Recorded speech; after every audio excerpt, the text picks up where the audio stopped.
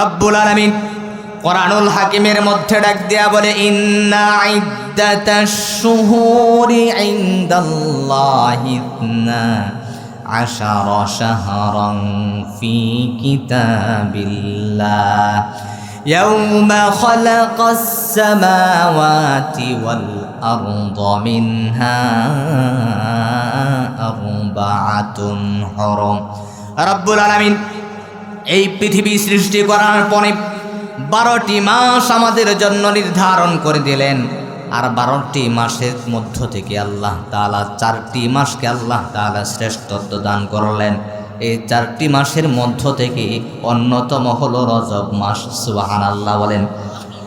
শরীয়তে ইসলামের মধ্যে 4-এর আলাদা একটা বিশেষত্ব আছে। ও টাঙ্গাইলের মুসলমান, অল্প সময় আলোচনা করব, গভীর মনোযোগ দিয়ে শ্রবণ করবেন। শরীয়তে ইসলামের মধ্যে 4-এর আলাদা একটা বিশেষত্ব আছে। দেখবেন আসমানি যত কিতাব আছে সমস্ত কিতাবের মধ্য থেকে সহিফা থেকে 4টি বড় বড় কিতাব আছে।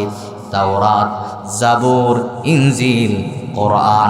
আল্লাহ তাআলা লক্ষাধিক নবী রাসূল পয়গম্বর প্রেরণ করলেন। সমস্ত নবীদের মধ্য থেকে আল্লাহ তাআলা 4 জনকে শ্রেষ্ঠত্ব দান করলেন। হযরত ইব্রাহিম আলাইহিস সালাতু ওয়াস সালাম, হযরত মূসা আলাইহিস সালাতু ওয়াস সালাম, হযরত ঈসা আলাইহিস সালাতু ওয়াস সালাম, হযরত মুহাম্মাদুর রাসূলুল্লাহ সাল্লাল্লাহু আলাইহি ওয়াসাল্লাম। আল্লাহু আকবার। আল্লাহ যত নবী রাসূল পয়গম্বর প্রেরণ করলেন, সমস্ত নবীদের মধ্য থেকে 4 জনকে আল্লাহ তাআলা বিশেষত্ব দান করলেন।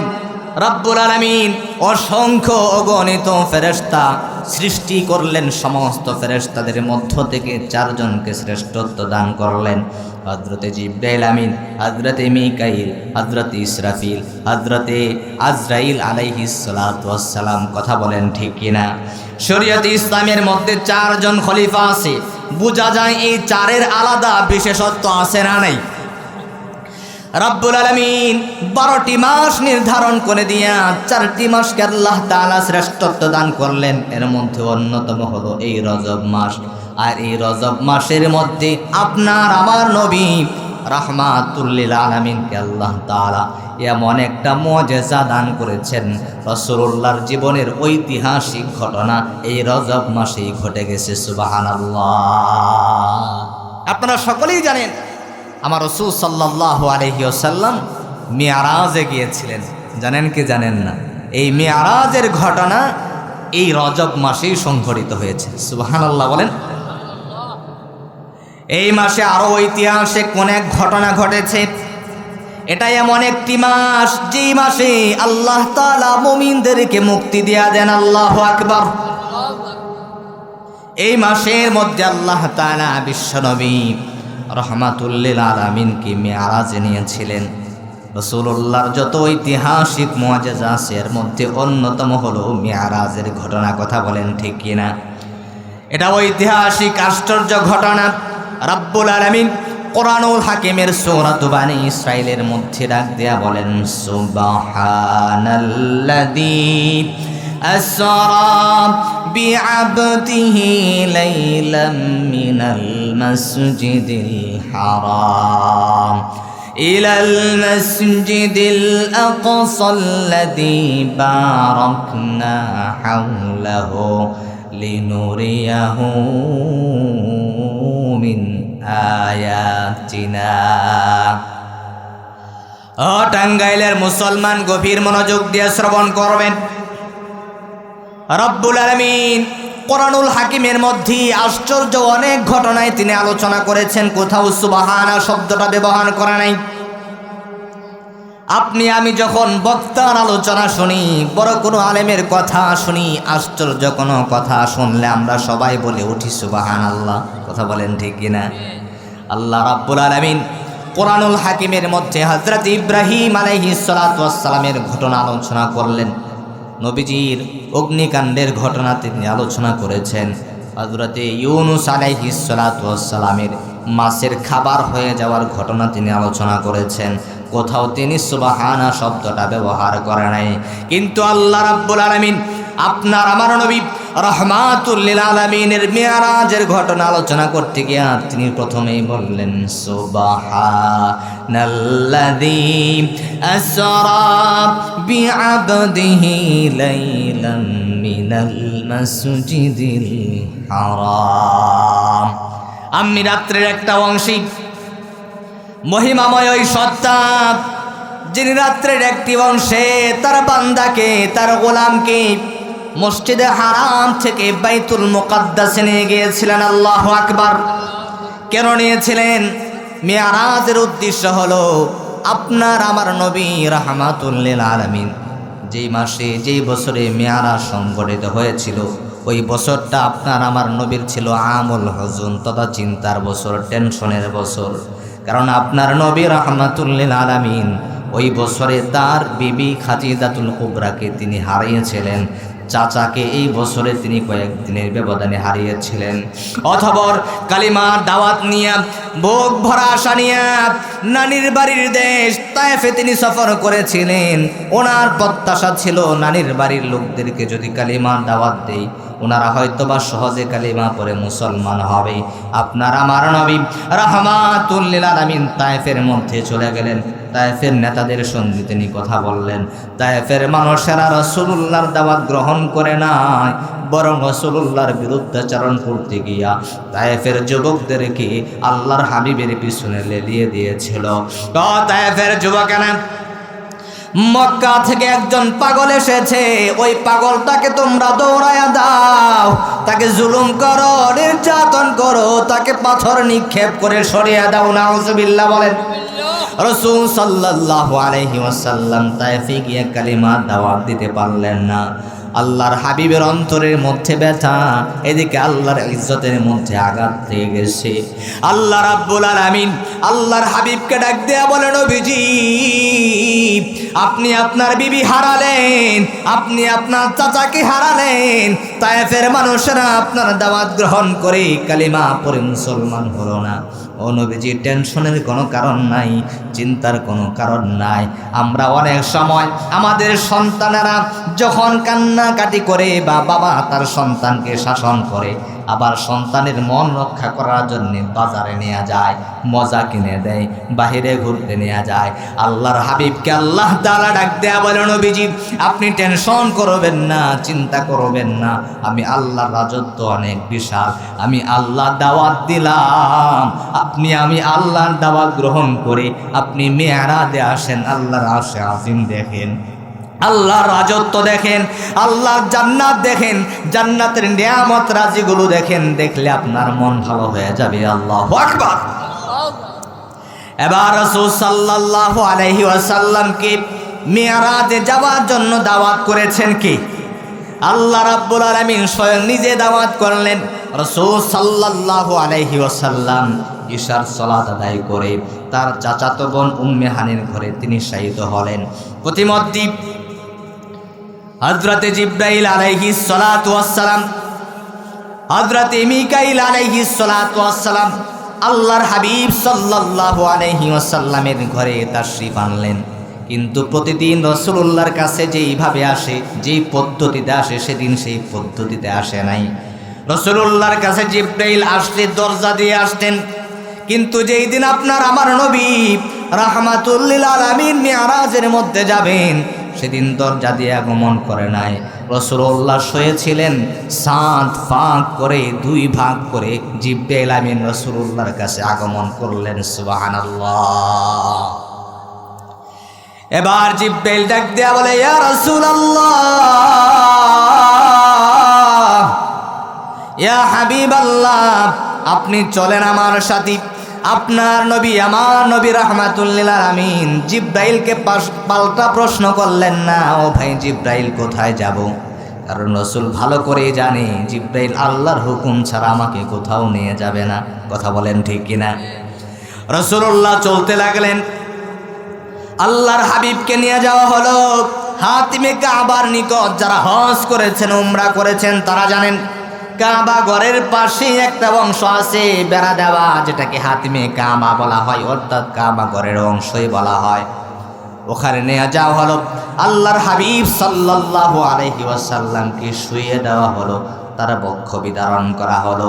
তার বক্ষ বিদারণ করার পর তার কলবটাকে বের করে জমজমের পানি দিয়া ধৌত করে পরিষ্কার করে ওই কলবের মধ্যে আল্লাহ তাআলা ইলম দিয়া ভরপুর করে দিলেন, হিকমা দিয়া ভরপুর করে দিলেন। রাসূল সাল্লাল্লাহু আলাইহি ওয়াসাল্লামের সিনা চাক হয়েছিল 3 বার। প্রথমবার হলো তিনি যখন মা হালিমাতুস সাদিয়ার কাছে ছিলেন শৈশবকালে। কারণ বাচ্চারা শৈশবকালে উশৃঙ্খল হয়, মুরব্বীদের সামনে অনেক সময় বেয়াদবি করে বসে, ঝগড়া করে, খেলাধুলা করে, অন্যের গাছে বিল মারে। কথা বলেন ঠিক কিনা?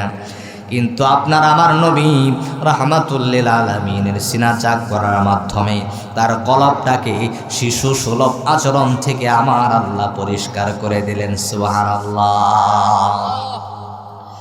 দ্বিতীয়বার বক্ষ বিদারণ করা হলো যখন নাকি রাহমাতুল্লিল আলামিন 20 বছর বয়সে উপনীত হলেন। আমাদের সন্তানেরা যখন যৌবনে পদার্পণ করে তখন জিনাহের কাজ করে, অন্য নারীর প্রতি নজর দেয়, খারাপ নজর দেয়, অশ্লীল কাজ করতে চায়, যৌবনের আচরণ তার মাধ্যমে প্রকাশ পায়।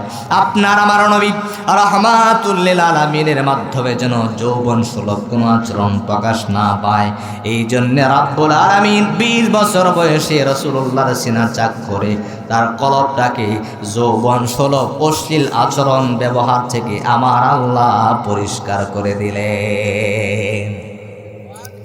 তৃতীয়বার হলো যখন রাসূলুল্লাহ মিরাজে যাবেন ওই রজনীতে। কারণ হলো দুনিয়ার চক্ষু দ্বারা আল্লাহর দিদার লাভ করা যাবে না, সেই যোগ্যতা আল্লাহ আমাদেরকে দান করে নাই। দুনিয়ার কান দ্বারা সরাসরি আল্লাহর কথা শোনার সেই ধারণ ক্ষমতা আমাদের নাই।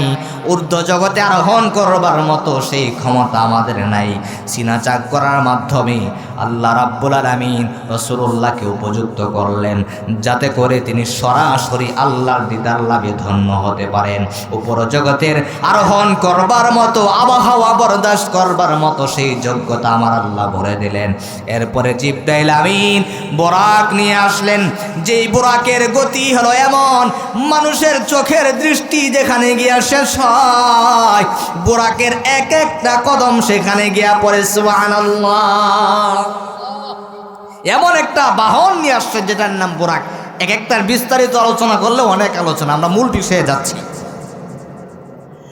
এবার জিবরাইল বোরাকের মধ্যে আরোহণ করতে বললেন। রাসূল সাল্লাল্লাহু আলাইহি ওয়াসাল্লাম সেই বাহনের মধ্যে আরোহণ করলেন। বোরাক চলতে লাগলেন। বোরাকের চলার গতি এমন ছিল, রাসূল সাল্লাল্লাহু আলাইহি ওয়াসাল্লাম বাইতুল্লাহ থেকে বাইতুল মুকাদ্দাস পর্যন্ত যাওয়ার মধ্যবর্তী সময়ে আমার রাসূলকে অনেক কিছু আমার আল্লাহ তাআলা দেখায় দিলেন।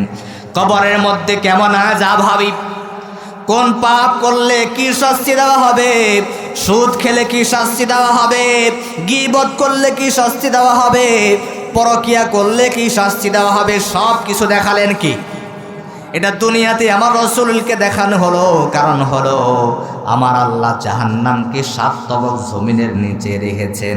এই জন্য কবরের কি শাস্তি হবে সেই শাস্তিটা আমার রাসূলুল্লাহকে দুনিয়াতে আমার আল্লাহ দেখাই দিলেন। সুবহানাল্লাহ। আল্লাহর হাবিব সাল্লাল্লাহু আলাইহি ওয়াসাল্লাম চলতে লাগলেন। কিছু দূর যাওয়ার পরে একজন বৃদ্ধা মহিলা আমার রাসূলকে আহ্বান করলেন, ইয়া মুহাম্মদ তাআল, ইয়া মুহাম্মদ, ও মুহাম্মদ আমার দিকে আসো, আমার কাছে আসো। পিছন থেকে জিবরাইল ডাক দেয়া বলে, নবীজি তার ডাকে সাড়া দেওয়ার যাওয়া না, আপনি সামনের দিকে অগ্রসর হন। আমার রাসূল সামনের দিকে অগ্রসর হতে লাগলেন। কিছু দূর যাওয়ার পর একজন বৃদ্ধ পুরুষ রাসূলুল্লাহকে ডাক দিলেন, ইয়া মুহাম্মদ তাআল, ও মুহাম্মদ আমার কাছে আসো। জিবরাইল পিছন থেকে বলে, ইয়া রাসূলুল্লাহ, ইয়া হাবিবাল্লাহ, এই বৃদ্ধ পুরুষের ডাকেও সাড়া দেওয়া যাবে না, আপনি সামনের দিকে অগ্রসর হন। আমার রাসূল সামনের দিকে চলতে লাগলেন। কিছু দূর যাওয়ার পর কয়েকজন লোক বিশিষ্ট একটি দল আসলো, রাসূলুল্লাহকে সালাম দিলেন, আসসালামু আলাইকা ইয়া আউয়ালুস সালামু ইয়া আখিরুস সালামু আলাইকা ইয়া হাশির। মুহাম্মদ সাল্লাল্লাহু আলাইহি ওয়াসাল্লামকে সালাম দিলে জিবরাইল ডাক দেয়া বলে, ইয়া রাসূলুল্লাহ, আপনি তাদের সালামের জবাব দিয়া দেন। আল্লাহু আকবার। নবীজি সালামের জবাব দিয়া দিলেন। এবার জিব্রাইলকে প্রশ্ন করা হলো, জিব্রাইল এরা কারা? জিব্রাইল ডাক দেয়া বলে, ইয়া রাসূলুল্লাহ, এরা হলেন হযরতে ইব্রাহিম আলাইহিস সালাতু ওয়াস সালাম, হযরতে মূসা আলাইহিস সালাতু ওয়াস সালাম, হযরতে ঈসা আলাইহিস সালাতু ওয়াস সালাম। সুবহানাল্লাহ। এবার নবী আমার ডাক দেয়া বলে, জিব্রাইল বলো, পূর্বে যেই মহিলা আমাকে আহ্বান করলো তার ডাকে কেন সাড়া দিতে মানা করালাম? এবার জিব্রাইল ডাক দেয়া বলে, ইয়া রাসূলুল্লাহ, ইয়া হাবিবাল্লাহ, প্রথম যে মহিলা আপনাকে আহ্বান করলো এই মহিলা দুনিয়ার কোনো মহিলা না, বরং এই মহিলা হলো দুনিয়া বৃদ্ধা হয়ে গেছে, দুনিয়া বুড়ি হয়ে গেছে। সে বিভিন্ন ধরনের রূপ ধারণ করে দুনিয়া চাই না সে আপনি আল্লাহর দিদার লাভে ধন্য হন, আল্লাহর সঙ্গে সাক্ষাৎ করেন, দুনিয়া তার প্রতি আপনাকে আকৃষ্ট করতে চায়। এবার রাসূলুল্লাহকে বলা হলো, দ্বিতীয়বার যেই বৃদ্ধ পুরুষ আপনাকে আহ্বান করলো সেটা হলো আমাদের প্রকাশ্য শত্রু শয়তান চাচা। এই শয়তান চাই না আপনি আল্লাহর দিদার লাভে ধন্য হয়ে যান, এই জন্য আমি জিব্রাইল আপনাকে নিষেধ করে দিলাম। এবার রাসূল সাল্লাল্লাহু আলাইহি ওয়াসাল্লাম সামনের দিকে চলতে লাগলেন। কিছু দূর যাওয়ার পরে আল্লাহর হাবিব জনাবে মুহাম্মদুর রাসূলুল্লাহ সাল্লাল্লাহু আলাইহি ওয়াসাল্লামকে বিভিন্ন কবরের আযাব দেখানো হয়। নবীজি একবার দেখে কয়েক শ্রেণীর নারী পুরুষ যাদের হাতের নখগুলো অনেক লম্বা লম্বা, নখগুলো তারা তামার নখ দিয়ে নিজেদের মুখমণ্ডলের মধ্যে আঘাত করতেছে। নাউযুবিল্লাহ। তামার নখ দিয়ে নিজেদের মুখমণ্ডলের মধ্যে আঘাত করে আর গোশত ছিঁড়ে ছিঁড়ে খায়। রাসূলুল্লাহ এই শাস্তি দেখে জিব্রাইলকে প্রশ্ন করলেন, ও ভাই জিব্রাইল, বলো কোন পাপের কারণে, কোন নাফরমানির কারণে তারা এই শাস্তি ভোগ করছে? আল্লাহর হাবিবকে বলা হলো, ইয়া রাসূলুল্লাহ, ইয়া হাবিবাল্লাহ, এরা হলো আপনার উম্মতের ওই সমস্ত নারী পুরুষ যারা দুনিয়াতে মুসলমান ভাইয়ের সমালোচনা করত, অন্যের গীবত করত, সমালোচনা করত, চুগলখড়ি করত, অন্যের দুশ্চর্চা করত। এই জন্য রাব্বুল আলামিন ডাক দিয়া বলেন, ওয়ালা তাজাসসু ওয়ালা ইয়াগতাব বা'দুকুম বা'দা আইয়ুহিব্বু আহাদুকুম আইয়াকুলা লাহমা আখিহি মাইতান ফাকারিহতুমু। আল্লাহু আকবার। আল্লাহ তাআলা জানায়া দিলেন, ও পৃথিবীর মানব মণ্ডলী শোনো, একে অপরের দুশ্চর্চা করবা না, সমালোচনা করবা না, গীবত করবা না, চুগলখড়ি করবা না, কারণ এটা হলো এমন একটা পাপ। আপন মৃত ভাইয়ের গোশত খাওয়া যেমন অপছন্দনীয় কাজ, আপন মুসলমান ভাইয়ের সমালোচনা করা, গীবত করা তার চাইতেও জঘন্য পাপ। কথা বলেন ঠিক কিনা? এই জন্য আল্লাহর হাবিবকে দেখানো হলো, ইয়া রাসূলুল্লাহ, ইয়া হাবিবাল্লাহ, এরা হলো আপনার উম্মতের ওই সমস্ত নারী পুরুষ যারা দুনিয়াতে গীবত করত, সমালোচনা করত, অন্যের দুশ্চর্চা করত। এবার রাসূল সাল্লাল্লাহু আলাইহি ওয়াসাল্লাম সামনের দিকে চলতে লাগলেন। কিছু দূর যাওয়ার পরে রাসূলুল্লাহকে দেখানো হলো একটা রক্তের সমুদ্র, রক্তের সাগর। ওই সাগরের মধ্যে এক শ্রেণীর নারী পুরুষ হাবুডুবু খায়। তারা সাগরের কিনারে আসতে চায়। একদল ফেরেশতা বড় বড় পাথর নিয়ে তারা যখন সাগরের কিনারে চলে আসে তাদের মাথার মধ্যে পাথর নিক্ষেপ করে। আবার সেই জাহান্নামীরা সাগরের মাঝখানে চলে যায়, আবার হাবুডুবু খেতে খেতে সাগরের কিনারে আসতে চায়। ফেরেশতা আবার মাথার মধ্যে পাথর নিক্ষেপ করে। এবার রাসূলুল্লাহ জিজ্ঞাসা করলেন, ও ভাই জিব্রাইল, এরা কারা? এদেরকে কোন কারণে এই শাস্তি দেওয়া হয়? জিব্রাইল ডাক দেয়া বলে, ইয়া রাসূলুল্লাহ, ইয়া হাবিবাল্লাহ, এরা হলো আপনার উম্মতের ওই সমস্ত নারী পুরুষ যারা দুনিয়াতে সুদ খেত, যারা দুনিয়াতে সুদ খাইতো। এই সুদ খাওয়ার কারণে ময়দানে মাহশারে আল্লাহ রাব্বুল আলামিন সুদখোরদেরকে এই রক্তের সাগরের মধ্যে হাবুডুবু খাওয়ায়, তাদের মাথার মধ্যে পাথর নিক্ষেপ করে। আল্লাহর হাবিব সাল্লাল্লাহু আলাইহি ওয়াসাল্লাম ডাক দেয়া বলেন, এই সুদ খাওয়া এমন এক পাপ, এমন এক অপরাধ, আপন মায়ের সাথে জিনা করা যেমন অপরাধ, তার চাইতেও বড় অপরাধ হলো এই সুদ খাওয়া। নাউজুবিল্লাহ বলেন। প্রিয় মুসলমান ভাইরা, আপনাদের সমাজে তো কোনো সুদখোর নাই, আসেনি? এই জন্য সুদ খাওয়া যাবে না, সুদ খাওয়া যাবে না, হারাম খাওয়া যাবে না। কারণ হারামের মধ্যে আরাম নাই। যারা হারামের মধ্যে লিপ্ত আছে এদের সন্তানাদি ভালো হয় না, এরা হারাম সম্পদ ভোগ করে যেতে পারে না, সম্পদ নষ্ট হয়ে যায়।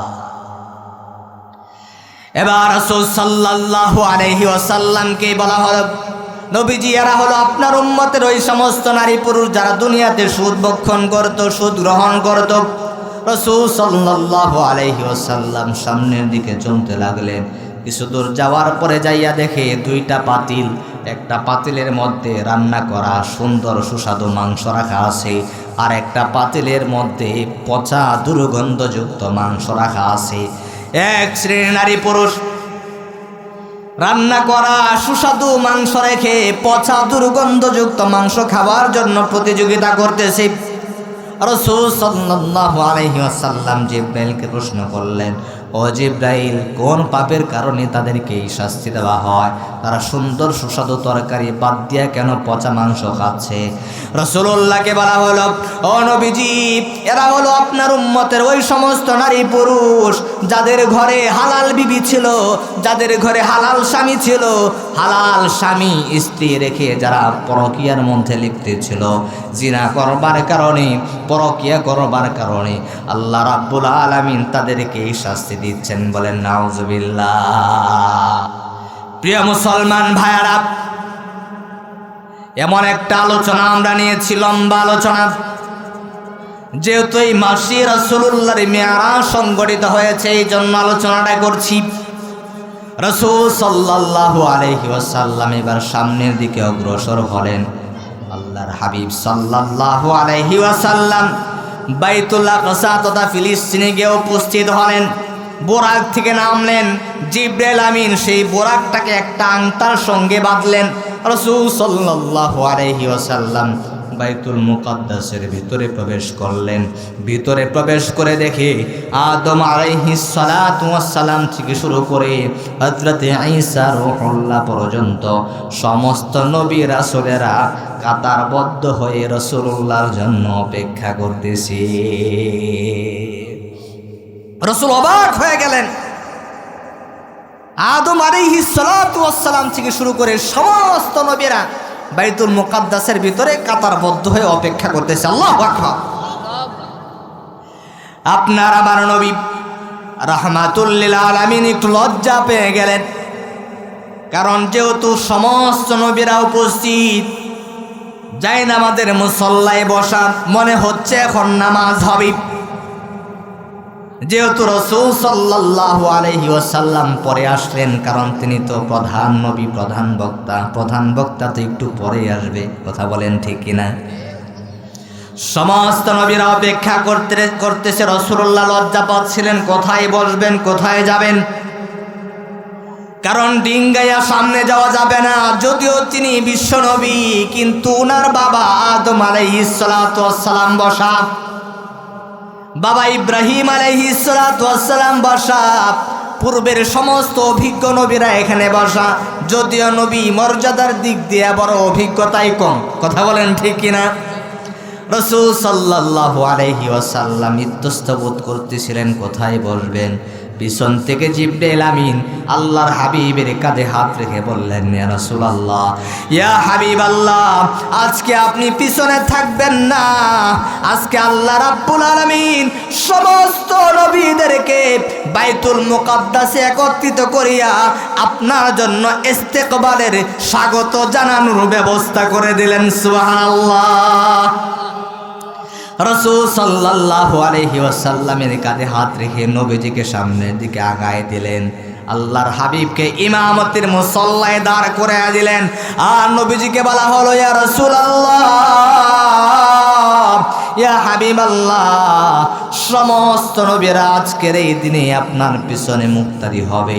আপনি সমস্ত নবীদের ইমাম হইয়া 2 রাকাত নামাজ পড়াবেন।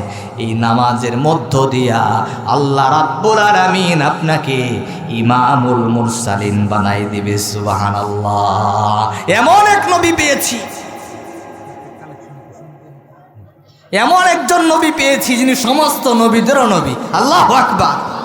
তিনি হিন্দুদেরও নবী, মুসলমানদেরও নবী, খ্রিস্টানেরও নবী, সকলেরও নবী। আল্লাহু আকবার বলেন।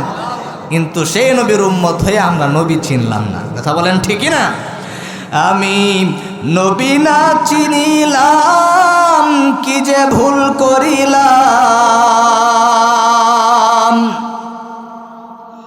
আমি নবী না চিনিলাম, কি যে ভুল করিলাম। বসমে ঢালিলাম ঘি, মানুষ হইয়া ভবেতে আসিয়া।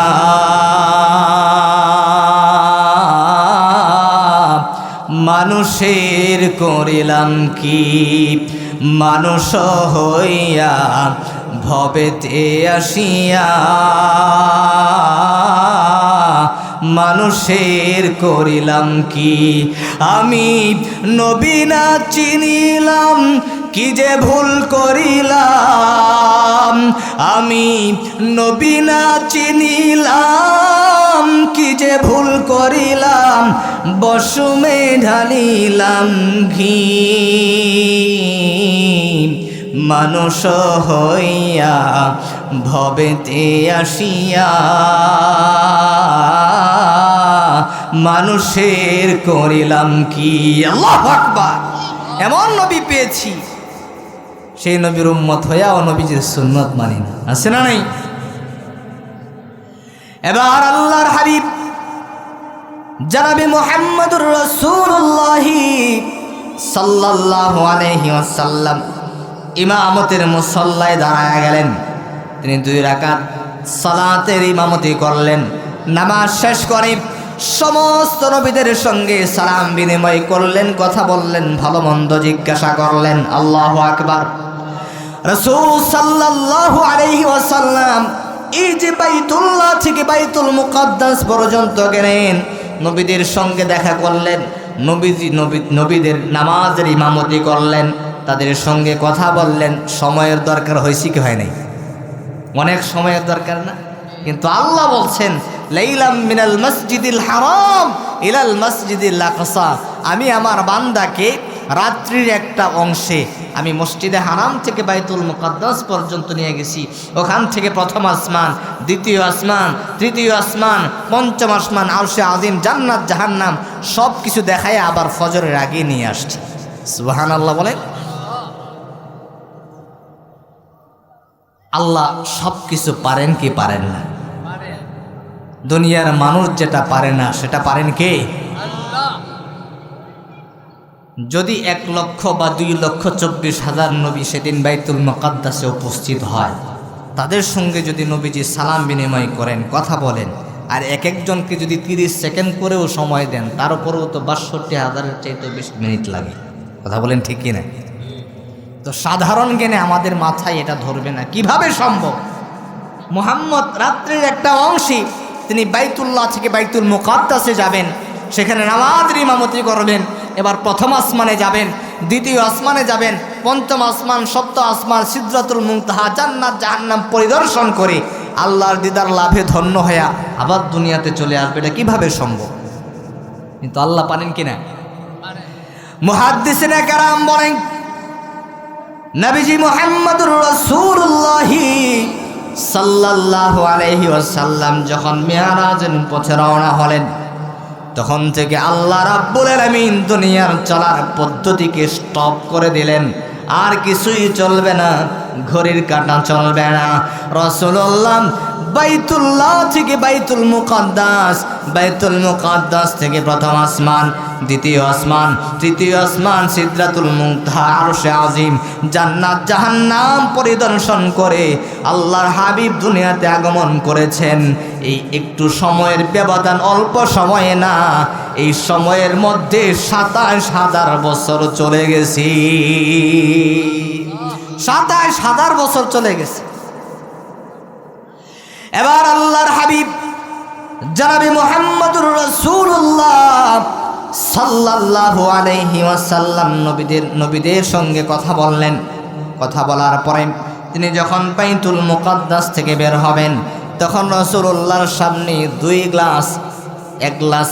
এক গ্লাস দুধ আর এক গ্লাস শরাব এনে দেওয়া হলো। রাসূল সাল্লাল্লাহু আলাইহি ওয়াসাল্লাম দুধ পান করলেন।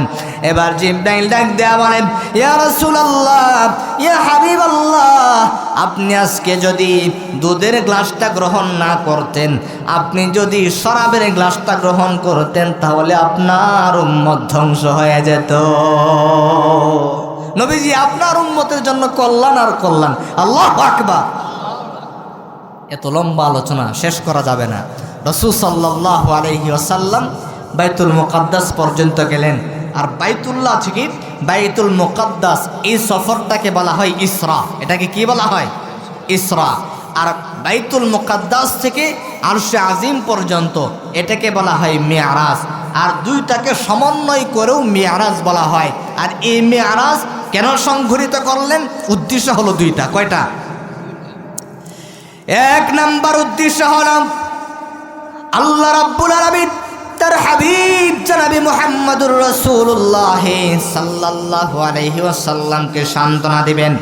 ও নবীজি, লিনুরিয়াহু মিন আয়াতিনা, আমি আল্লাহর আয়াতগুলো আপনি দেখবেন, আমি আল্লাহর নিদর্শনাবলী দেখবেন, আমি আল্লাহর রাজত্ব আপনি দেখবেন, জান্নাত দেখবেন, জাহান্নাম দেখবেন। দেখলে আপনার মনের মধ্যে প্রশান্তি আসবে। দুই নাম্বার উদ্দেশ্য হলো পৃথিবীর শুরু লগ্ন থেকে শুরু করে কিয়ামত পর্যন্ত যত মুসলমান আছে, যত মুমিনেরা আছে, তারা কোনোদিন কিন্তু জান্নাত দেখা নাই, জাহান্নাম দেখা নাই, জান্নাতের নিয়ামত রাজিগুলো দেখা নাই, জাহান্নামের শাস্তি তারা দেখা নাই, আল্লাহকে দেখে নাই। কিন্তু আল্লাহকে না দেখে, জান্নাতের নিয়ামত রাজি না দেখে, জাহান্নামের আযাবকে না দেখে তারা জান্নাতের তামান্না অন্তরে লালন করে, কবরের আযাবকে তারা ভয় পায়, আল্লাহর হুকুমগুলো পালন করে। কোনো বেদুইন ব্যক্তি যদি, কোনো হিন্দু ব্যক্তি যদি সাধারণ একজন মুসলমানকে জিজ্ঞাসা করে, ও মুসলমানেরা, তোমরা যে রবের ইবাদত করো সেই রবকে কি কখনো দেখছো? আমরা উত্তর দেব না। যদি বলা হয় যে জান্নাতের আশা তোমরা অন্তরে লালন করো, ওই জান্নাতের নিয়ামত কখনো দেখছো নি, আমরা বলবো না। যদি বলা হয় যে জাহান্নামের আযাবকে তোমরা ভয় পাও, যে কবরের আযাবকে তোমরা ভয় পাও, ওই কবরের আযাব কখনো দেখছো নি, আমরা বলবো না। আল্লাহ রাব্বুল আলামিন কিয়ামত পর্যন্ত যত মানুষ আসবে, এমন একজন ব্যক্তির মাধ্যমে আল্লাহর দিদার অভিধন্য করালেন, এমন একজন ব্যক্তিকে জান্নাতের নিয়ামত রাজিগুলো দেখালেন, এমন একজন ব্যক্তিকে জাহান্নামের আযাব দেখালেন। সারা পৃথিবীর মানুষ দেখলে যা হবে, একজনের মাধ্যমে আমার আল্লাহ দেখায়া তার প্রমাণ করে দিয়েছে। কারণ রসূল হলেন এমন একজন মানব যিনি সত্যবাদী, যিনি সত্য কথা বলেন। এই কথার স্বীকারোক্তি সারা পৃথিবীব্যাপী মক্কার কাফের মুশরিকেরা সবাই এক বাক্যে মানত, মুহাম্মদের কালিমা পড়লে পড়ি, না পড়লে নাই, মুহাম্মদ সত্যবাদী। সুবহানাল্লাহ বলেন। ফাকানু লাকাবুহু ইনদাহুমুল আমিন, এই লকব তারা দিয়েছিল, মুহাম্মদ আর যাই হোক মিথ্যা বলে না। রাসূল সাল্লাল্লাহু আলাইহি ওয়াসাল্লাম আগে সবার জবান দিয়ে এই স্বীকৃতি বের করলেন। আল্লাহ তাআলা মক্কার কাফের মুশরিকদের থেকে এই স্বীকৃতি বের করলেন, মুহাম্মদ সত্যবাদী, মুহাম্মদ কখনো মিথ্যা কথা বলে না। এমন একজন সত্যবাদী ব্যক্তির মাধ্যমে আল্লাহ তাআলা জান্নাত দেখালেন, জাহান্নাম দেখালেন, কবরের আযাব দেখালেন, জান্নাতের নিয়ামত রাজিগুলো দেখালেন, আল্লাহর দিদার লাভে-ধন্য করলেন, যাতে করে সমস্ত মুসলমানেরা, মুমিনেরা বলতে পারে, যদিও আমি দেখি নাই, আমার রসুল দেখেছেন, আর আমার রসুল দেখা সারা পৃথিবীর মানুষের দেখার চাইতে উত্তম। কথা বলেন ঠিক কিনা? অনেক সময় বাধ্যগত সন্তান যারা আছে, প্রবাসে থাকে, মা বাবাকে খুব শ্রদ্ধা করে, মা বাবার কথা শোনে, যখন বিয়ার উপযুক্ত সময় হয়, আব্বা আম্মা যখন মেয়ে দেখতে বলে, তখন বাধ্যগত সন্তান যারা, তারা অনেক সময় কিন্তু এই কথাটা বলে, আব্বু আম্মু আপনিই দেখেন, আপনাদের দেখাই আমার দেখা, বলে কি বলে না? আছে না নাই? যে আপনারা যেটা পছন্দ করবেন সেটাই আমার পছন্দ। তো আমরা যদিও জান্নাত দেখি নাই তাতে কি হয়েছে, আমরা যদিও জাহান্নাম দেখি নাই তাতে কি হয়েছে, রাসূলুল্লাহর দেখাই আমাদের দেখা। কথা বলেন ঠিকই না? রাসূলুল্লাহ এমন একজন ব্যক্তি, সারা পৃথিবীর মানুষ এক বাক্যে মিথ্যা বলতে পারে, আমার রাসূলের কথা মিথ্যা না। সুবহানাল্লাহ বলেন। এমন একজন নবী আমরা পেয়েছি। এই রাসূলুল্লাহর মাধ্যমে আল্লাহ সমস্ত মানুষদেরকে এই কথা জানাই দিলেন, জান্নাত আছে, জাহান্নাম আছে, জান্নাতের নেয়ামত রাজিগুলো আছে, কবরের আযাব আছে, এই পাপ করলে এই শাস্তি দেওয়া হবে, আল্লাহ আছেন একজন, তার দিদার লাভে ধন্য করে রব্বুল আলামিন তাম পৃথিবীর মানুষদেরকে সাক্ষ্য বানিয়ে দিলেন। সুবহানাল্লাহ। এই জন্যে এই মাসে ঐতিহাসিক অনেকগুলো ঘটনা ঘটে গেছে। এই মাসে আল্লাহ রাব্বুল আলামিন নূহ আলাইহিস সালাতু ওয়াস সালামের জাতিকে ধ্বংস করে দিয়েছিলেন, মুমিনদেরকে আল্লাহ তাআলা মুক্ত করে দিয়েছিলেন। এই জন্য বেশি বেশি এই মাসে আল্লাহ তাআলার কাছে দোয়া করা, আল্লাহুম্মা বারিক লানা ফি রাজাবা ওয়া শাবান ওয়া বাল্লিগনা রমাদান। হে আল্লাহ, আপনি আমাদের হায়াতে বরকত দান করেন, ও আল্লাহ আপনি আমাদের রিজিকে বরকত দান করেন, আমলে বরকত দান করেন, সময়ে বরকত দান করেন, উপার্জনের মধ্যে বরকত দান করেন, যাতে করে রমজান মাসে আমরা একনিষ্ঠতার সাথে আপনার ইবাদত করতে পারি। রমজানে যেন টাকা পয়সা চিন্তা করতে না হয়, রমজানে যেন কাজের চিন্তা করতে না হয়, রমজানে যেন ব্যস্ততার চিন্তা করতে না হয়, রিজিকের চিন্তা করতে না হয়। আপনি ওইভাবে আমার সমস্ত কাজের মধ্যে, সমস্ত প্রয়োজনের মধ্যে বরকত দান করে দেন, আমি যেন রমজানে হক আদায় করে আপনার ইবাদত করতে পারি। এই জন্য এখন থেকে রমাদানের প্রস্তুতি গ্রহণ করার দরকার আছে না নেই? আল্লাহ তাআলা আমাদের সকলকে তৌফিক দান করুন, সকল বলে আমিন।